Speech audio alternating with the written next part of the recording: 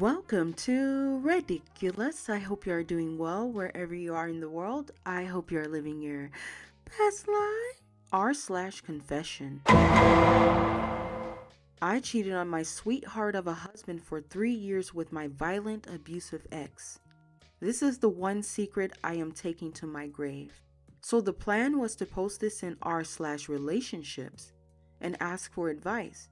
But I read through a few similar threads from the archives, and people do not take well to cheaters there. So r/confession will have to do. Sorry for the throwaway account, but it had to be done. So sorry, but I'm not sorry, I guess. My husband and I are both in our late 20s, and we've been married for 5 years and together for 6. We are really happy now, but it hasn't always been like that. My husband is a bit of an introvert, but he is getting better now. When we first got together, he was a very quiet, nerdy guy, and he could be charming, but sometimes he got carried away with his hobbies.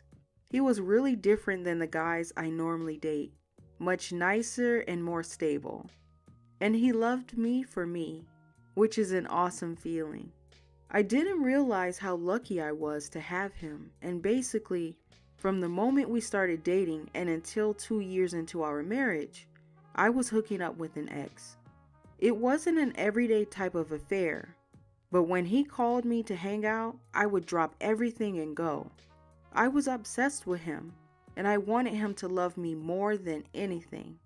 My ex is the most hot/cold guy you will meet.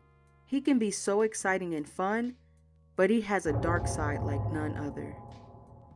He cheated on me a lot when we were together, and we had a few rough fights. So it wasn't a healthy relationship at all, but it was an addictive one. My ex didn't care that I was with my husband, and he knew he had me still.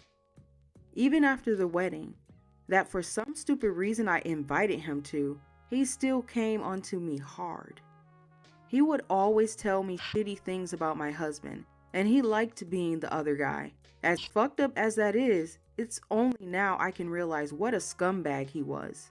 Basically, the affair happened every couple of months when we would hang out or see each other, and it was a mess.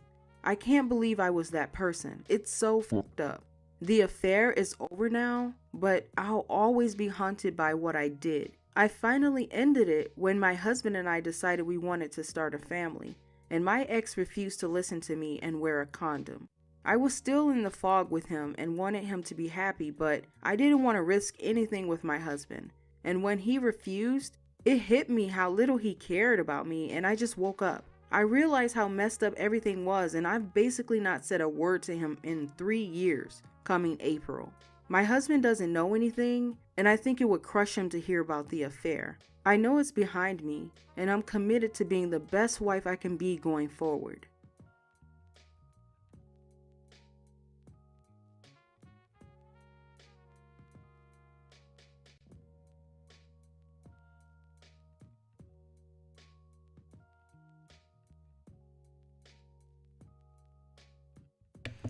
Hello everyone, greetings. I hope you are doing well wherever you are in the world. So I hope you enjoyed my narration of that story. Please comment down below, or well, we're in live chat right now, so if you join the chat, you're welcome to say, your thoughts about the story. But my concerns is that with OP, okay, she says that she's over it, but I don't think so.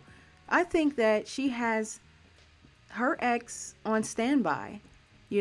She likes a rough guy. She wants someone who can, maybe choke her out a little bit because her husband is just too nice. And it's sad because there are a lot of women that, they say all the time, well, I want someone who will respect me. I want someone who can take care of a family and treat me well. And in reality, that's not at all what they want. They actually listen, they like stability in that aspect where somebody can pay their bills and all that kind of stuff. But as far as the way someone actually treats them and that person's character, they can care less about that. It's sad when someone loves to be slapped around and then they string the honest person along. And this is a very dangerous situation because her ex, she said that he says nasty things to her basically. He's abusive, but imagine if he comes for you, right? Imagine if he wants to be with her and he doesn't care, like if he can't have her, then no one can. That kind of mentality. It can turn into a violent situation. And she's compromising the life of her family and doesn't realize that, sadly. And so she talked about how she was looking for a subgroup on Reddit to be in, and that she looked through the archives and basically saw the responses that people have towards cheaters. Excuse me, but how do you think people are supposed to respond to cheaters? You think someone is supposed to handle them with like white gloves, all delicately, and talk to you like you're a baby, like, oh, you cheated, that's so sad, I'm a shoulder that you can lean on and cry on? No, excuse me, but with Reddit, people are gonna keep it real with you, keep it real and raw, and if you don't like what they have to say, then that's on you. And the thing is that people are open to giving you suggestions on how to be a better person, how to be more honest. And number one is being honest with your partner. And this OP, she was sleeping around with him, with the ex. And you think like she wasn't compromising her husband, her husband's health, her husband's safety? And I've read so many other stories where it wasn't a good turnout with someone's ex, and the ex ended up being very abusive and beating them to a pulp. Anyway, you guys, what I will do is let this story stay up. It will be, once I end the live, the story will be saved. So you can start from the beginning and just comment down below and let me know your thoughts on this story, because it's a mess. Like, how can someone actually think this kind of relationship, this kind of affair, any affair is acceptable? And it was going on for 3 years. What makes you think it's still not going on? She said, oh, I ended it. No, things like this, they never end. And once that guy, her ex, if he comes to town, you already know she's going to give it up. Like, listen, he's an on-call booty call. Like, actually, he's like a lifetime booty call for her, you know? And she just seems so proud about it. Like, oh, I'm going to take this to the grave. I'm not going to tell anyone. It's her little secret. And she probably gets off on having that secret, you know? Hello, Azazel Black, how are you? I was in the heat of the moment regarding this story. If you want to listen to the story once the live has finished, you can just like replay. But yeah, because I didn't want to have it on replay, like the story constantly keeps playing, because the goal of this is just to put the story up there that I narrated, and then we can like live chat about it, you know? Or unless you were able to hear some bits and pieces of it, I'm not sure. But I hope you're doing well. Oh my gosh, Jamar27, how are you? I was like, he better make it here, because you're gonna say, damn, where was I? I hope you're doing well, and I hope work is going great. Yay. And I hope you heard the story, because it played in the beginning. Like, my goal is, I just wanted to do something different, you know? Narrate the story and actually give my thoughts about it, because I like a lot of these stories, I don't see people, I just see them just putting them out, but I actually feel some type of way, you know? And I feel like if I just put stories out and stuff like that, how is that making things better? Because some people, they read a story and sometimes they don't notice things. You know, some people just can't think far, sadly. And then there are people that they might have comments on the story where it was probably something that I didn't think about. And I'm like, I need to learn. Like, I need to learn as a person from other people. I'm always open to listening to other people. And I feel like the way our society is set up, like, people are too proud to take notes from someone else.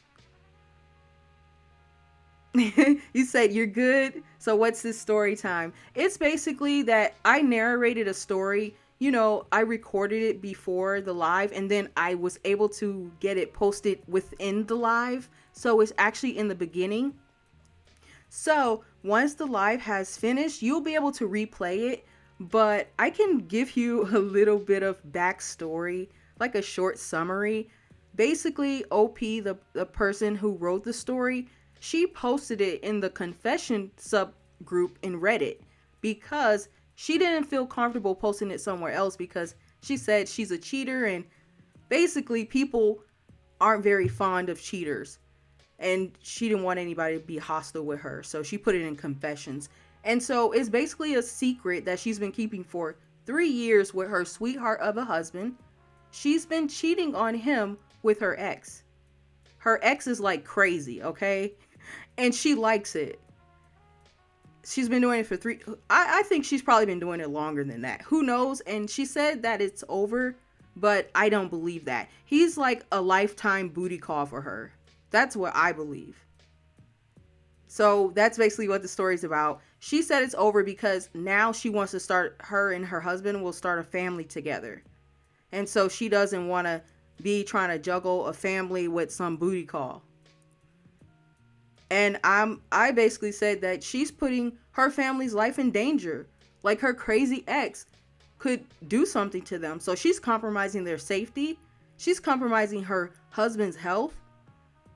Like, what the hell is she thinking? Oh, right. She's not. And I hope you guys don't mind my language. I just, like, I keep it real. I don't use, like, very hard curse words or whatever.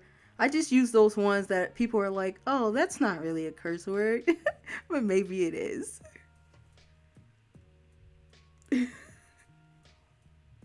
You said, oh no, to the streets. Yes, back to the streets she shall go. Yes, return her there. Actually, that's probably a bad place. She needs to be in an institution or something. Yeah, she definitely needs to tell her husband because I bet she's probably been going at it raw with this guy, her ex. You know, and she said, like, anytime he would hit her up, so anytime on his terms, like, she's there. She just drops everything and she's there. And with someone like that, okay, I'm a woman, but if I was a guy, definitely I would not want someone like that being the mother of my child. Imagine if she has a kid and her ex calls her. What, she's just gonna drop the kid somewhere or possibly even leave the kid at home by themselves. Some people are just so thirsty. It's sad. You know, they're all for the rush. Like, they actually genuinely have fun cheating. Like, and that's what she said. She's gonna keep it a secret. Oh yeah, you go ahead and keep it a secret. But when you end up in a body bag somewhere, don't say anything about it. Don't say you weren't warned. You use, oh, Jamar, you use curse words as well. Yeah, I feel like some situations, because if I'm talking to you guys in person, this is how I would talk. Like, just be real. Because when I record a video as well, like, my personality is in there too, but I kind of like, how do I say this? I kind of edit it a little bit, clean it up just a little bit. Azazel Black, you said let the baddie in free.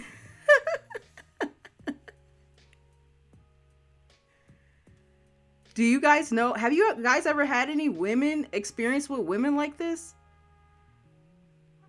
My heart goes out to you guys because it's some crazy people out there. And let me tell you, the system is not very favorable to you guys. And I've seen it happen, like in real life, with friends, families, like, It's sad. Even I've seen it on international levels. You know, the mistresses. Even women have mistresses.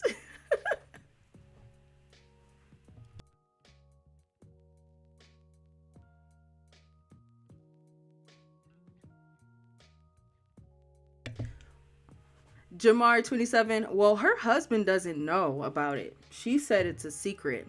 But oh, because see, like her husband is one of those nice guys, right? She said he's the nerdy type. He's introverted and all this stuff, and she acts like it's cool that he's that way, but no, it's not. Nice guys finish last to her. Like, nice guys are just people that she can walk all over. And sadly, there are a lot of women that think this way.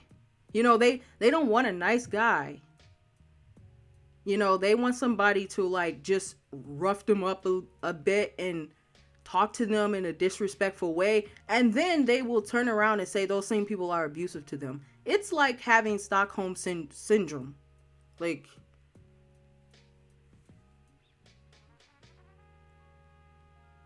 Isabel Black, he said, no, I haven't experienced nothing of the such. You've dodged some crazy ones. You know what? You guys are blessed to have your lives, because I knew someone, and let me tell you, when I was in high school, that's when you see a lot of crazy ones start developing into that crazy mode. And see, this is YouTube, so I have to be careful, like, how I'm a woman, but I still have to be careful how I talk about women, because, you know, YouTube is so sensitive about it. But let me tell you, my high school experience, they would bring knives to school and like fight their boyfriends. You know, if he didn't bring them like lunch money or snacks, I mean, and these would be like little tiny women, or, well, in high school, whatever, teens at that time. But the crazy and the instability, there are signs. People will be like, oh, I never noticed anything. Are you serious? You didn't notice how dark her eyeliner was and how she was always playing with sharp tools and sharpening her pencil like extra sharp? I can't. Untitled Black, you say you're hoping for some crazy strange. Please don't speak that into your life, because when you find that crazy woman, it's going to be hard to let her go. You know, if you don't have a car, you have a bike, she will key your bike. She will slash, believe me, if you've ever lived in like any, especially like hippie towns and stuff like that, there are some crazy people there too. You know, they be trying to act like, oh, these hippie people, they just ride their bikes, you know, they just eat their vegan food and all that kind of stuff. The girls and all that kind of stuff, man, they're crazy. I'm not saying all of them. I'm using a qualifier. A lot of them are crazy. Jeremiah 27, you said he will eventually find out. Then she's going. Yeah, she's gonna beg him, you know, and she's gonna bring up the whole spiel like, oh, just take me back. I'm gonna change. I'm gonna do. Yeah, right. Honestly, someone like her, I would advise him, nope, you need to start over. Sadly, just start over, because she has this guy on speed dial. He has her on speed dial, her ex, you know, so she even said she will drop everything for him. Okay. Obviously, she's dropped those drawers. She's dropped those undies. She's dropped who knows if she's paying him. Can you believe there are people, women who they let's say there are women who have jobs, right? And their significant other or their husband still gives them money. And that same money is going to their ex or their affair partner. And they think it's cool. They think spending time with their affair partner, like, oh, he's giving me attention and all. No, he's just collecting a stipend. Tax-free. Azazel Black, he said, I'm definitely not letting her. Life needs some adventure. Listen here. You know what? Just be careful what you wish for. Be careful who you ask for to be in your life. You know, Oh, and Azazel Black, I know you were saying that you're ready to be with somebody, like settle down or be in a relationship. But I would say just